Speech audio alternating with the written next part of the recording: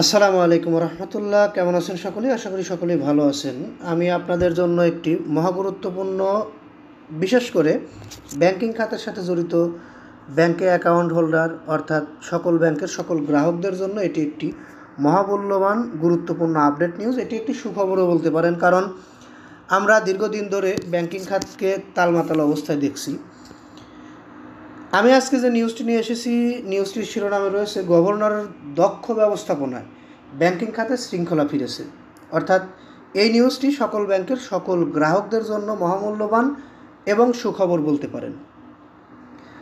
বাংলাদেশ ব্যাংকের গভর্নর অর্থনীতিবিদ আহসান এইচ মনসুর কেন্দ্রীয় ব্যাংকের পরবর্তী গভর্নর হিসেবে নিয়োগ লাভ করেন। তার মতো একজন দক্ষ অভিজ্ঞ ব্যক্তি গভর্নর হিসেবে নিয়োগ লাভে অর্থনীতি এবং ব্যাংকিং খাতে নতুন আশার সঞ্চয় জেগেছে। আমরা দেখেছি পূর্বের সহ বর্তমান পরিস্থিতিতে এখনও দুই একটি ব্যাংক রয়েছে যারা আমানতের টাকা তুলতে গেলে 20,000 টাকার বেশি দিচ্ছে না আমানতকারীকে।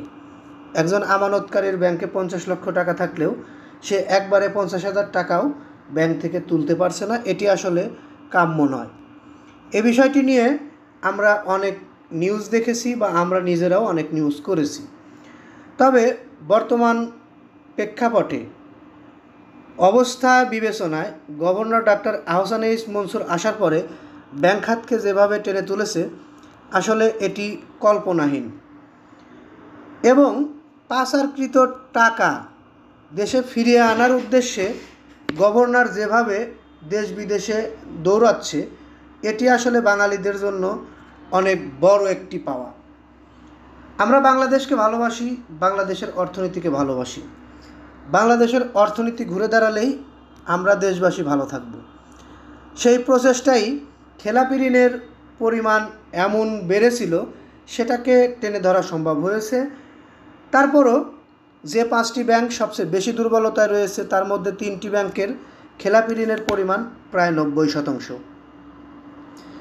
এই ব্যাংক 5টিকে মার্জার করে অর্থাৎ একীভূত করে এক ব্যাংকে রূপান্তরিত করে সরকারের নিয়ন্ত্রণে আনার পরিকল্পনা হয়েছে এবং সেটি আনা হবে নির্বাচনের আগে। এ বিষয়টিও ঘোষণা এসেছে।